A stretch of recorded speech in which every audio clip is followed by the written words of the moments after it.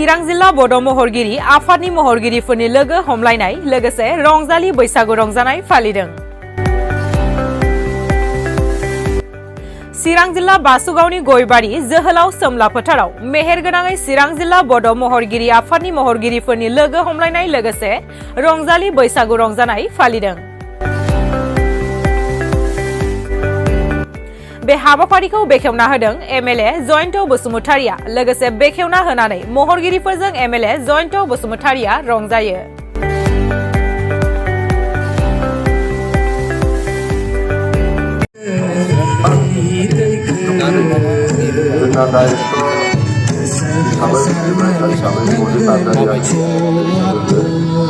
जोबोद मोजां बिथांमोनहा माने बोगदादखौनो बुंदो बिथांमोनहा खुब स्ट्रं खामानि मावनायाव आरो खौसेयै दङ बिथांमोनहा लोब लोब ओंखारबोदों जोबोद मोजां जागोन बे हारिमुखौ लाखिनायनि गुबै हारिमुखौ लाखिनानै फोथांनानै फोजौनायनि बिथांमोना लामा लादों बे जोबोद मोजां साक्सेसफुल जागोन। बैसागुखौ जोङो सिगाङाव नुयोमोन माने आलाय जाब्रैयै फालियोमोन खिन्थु दा जों बेखौ मोनसे सिस्टेमाव लाबोनो नागिरदों आरो लाबोबायबो बेखौ जोङो माने रंजानाया जोङो लोङै जायैसो सिगाङाव रंजानाय जायोमोन दा खिन्थु लोङा जाब्लानो जोंनि गुबै हारिमुखौ लाखिनानै जोङो रंजानाय जों बेखौ सिस्टेम खालामदों दा जोबोद मोजां।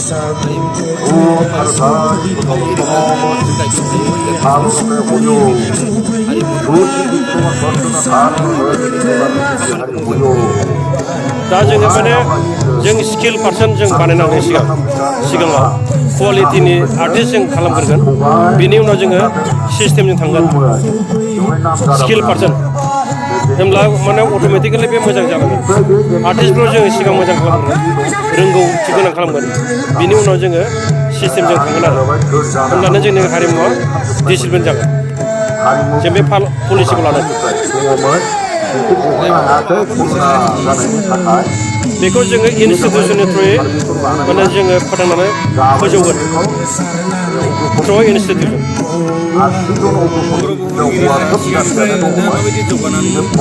बेथ' माने साडेन डेभेलप थारमाने बे गभर्नमेन्टनिफ्राय जेबो हेफाजाब मोनाखैब्लाबो बिथांमोना गावबा गावनि नाजानायजों जोबोद मोजाङै जौगाबोदों आं बेखौ फोथायो आरो बेनिफ्राय अलरेडि जोङो दा क्लाइमेक्सआव दङ माने एडप्सननि खोथा जोङो बर'फ्रा लेंगुवेजखौबो गुबुननि लेंगुवेजखौ ओरैबायदि गोरलैयै आजावनो हायो सोलोङो ओमफ्राय रोंगौथि रोङो आरो बिदिनो कालसारावबो जोङो दा जेरावबो गुबुन गुबुन कालसारखौ जों एडप्ट खालामनांदों दा जों बेखौ लासै लासैनो जोंनि गुबैखौनो what is we have our existing जों बेखौ लानानै जों जौगागोन। माखासे फिसा फिसा प्रडाक्सनफोरा शर्ट भिडिअ दिहुननायनि नामाव माने समाजनि माबायदि फिल्म माबा स्ट'रि बानायगासिनो बेखौ जोङो दा नुदों जे सोरबा खोब मोजां जादों आरो बेनिफ्राय बबेबा ओरैनो बिदिनो ओरैनो इमसनजों जों ओंखारनाय बायदि नुदों जों बेखौ लासैनो कारेक्सन खालामनानै मोजां खालामनांगोन। सिगांग्रो आंनि गोसो गोरबोनिफ्राय जोंनि चिरां डिस्ट्रिक्ट बिसानि साफ्रोमबो सोद्रोमा आरो जोंनिनो माने माखासे सिनियर आर्टिस्टफोर बिथांमोनखौ सिगांग्रो खुलुमनाय जासिबाय माने जों फार्स्ट बे सेकेन्ड जिथु नैथि रंजालि फोरबो फालिनाया जाहैबाय खार'ना जाहैबाय माने जोंनिया माने आर्टिस्टजों आर्टिस्ट लोगो हमलायनाय मेन बे लादों जों माने ओमफ्राय सेकेन्डआ जाहैबाय जोंहा माने उन्दैया गिदिरखौ खुलुमनाय बोर होलायनाय आरो बेखौ लादों ओमफ्राय स्पेसियेलि जोङो मोनसे बैसागु जिथु बर' हारि हिसाबै जोङो गोमालांनो हमबाय जिथु सिगाङावनो खाम जथा सिफुं जायोना मोसानाया खननानै बिदि मोसायो दानि बेखौ बारा इउज खालामला बे हिसाबै जोंखौ लाबोफिननो थाखाय जों खाम जथा सिफुंजोंसो जोङो खननानै मोसानो ओमफ्राय लोगोसे दिपसि लाफादों जोङो दिपसिखौथ' मिथिखायो दानि मानसिया मिथिला खिन्थु जों बे फराखौ लाफादों खारन बेनो दानि उन जोलैफ्रा माने बेखौ मोनथिथों नायथों जुदि माने दिपसिया माने गोदो माबायदिमोन बेखौ खुगाजों खननानै मोसानो स्पेसियेलि बे आरो ओमफ्राय ओरैनो जों मोनसे लाबावदों माने बे जयैनो माने गोदान गोजाम रंजानाय जिथु जोङो लुबैयोना जेनेबा सानैल' जेनेबा जों लेंहरनायनिफ्राय खालामनानै गोदान गोदान ज' रंजागोन आरो बेखिनि आरो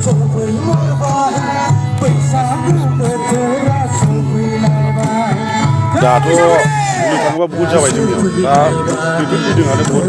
बे खालामनाय फोजोबनानै फ्राय दिनै उनाव 500 जन मानसियानो फैदों आरोना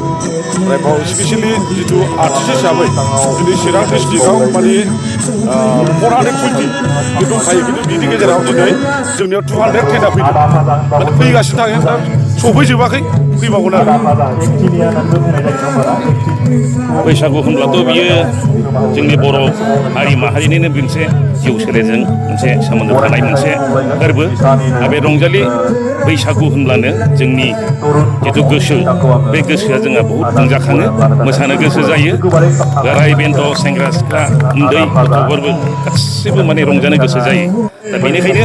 दिनैनि जिथु माने बैसागु फोरबो खुंनो लानाय चिरां जिल्ला बिसाया जोबोद गोजोनथाव जादों आरो बेखौ दा बेजों लोगोसे माखासे बादायलायनायबो लादों बिसोरो बादायलायनाय लोगोसे आरो बिदिनो जयैनो गोदान गोदान मोसानाय माबा लादों मोसालायनाय बे जिनिसा बहुद मोजां जादों आं गोजोननाय मोन्दों आरो भबिष्यतआव जाहाथे दिनैनि जितु बिसानि जितु चिरां जिल्लानि जितु माने दिनैनि खुंनाय बे खुंनायजों लोगोसे बिसानि जितु खामानि मावनांगौ बे उनावहाय जाहाथे गाहामै गाहाम जाहाथे मावलांबाय थानो हायो साबसिनै साबसिन जाहाथे जोङो मोजाङै दैदेनलांनो हायो आं बेखौनो आसा खालामो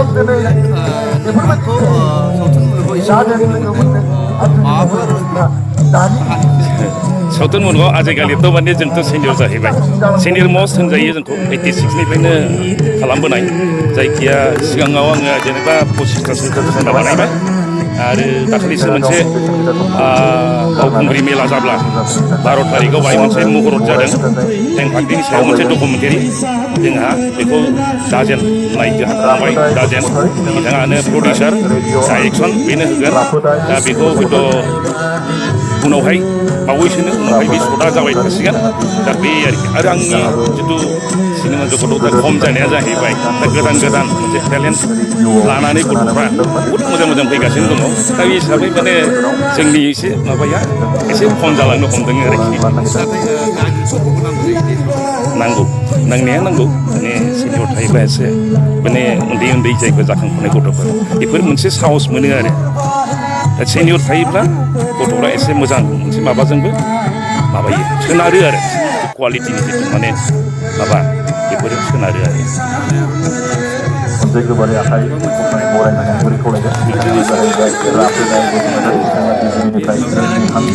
बेखौ आङो खबर लाबाय थादोंमोन दा बिथांमोनहा हयथ' मा अबस्थायाव मा जाना दं आं बेखौ बुंनो हाया दा बिसोरो माखासे माने फाइनेन्सारफोरजों ससाइटिजों आरोखि बिसोरो जायफोर लायग्रा बिसोर रायज्लायबाय थादोंमोन दा उनावहाय मा जाखो आं बेखौ खिन्थु मोजां खबर मोनाखिसै आरो दा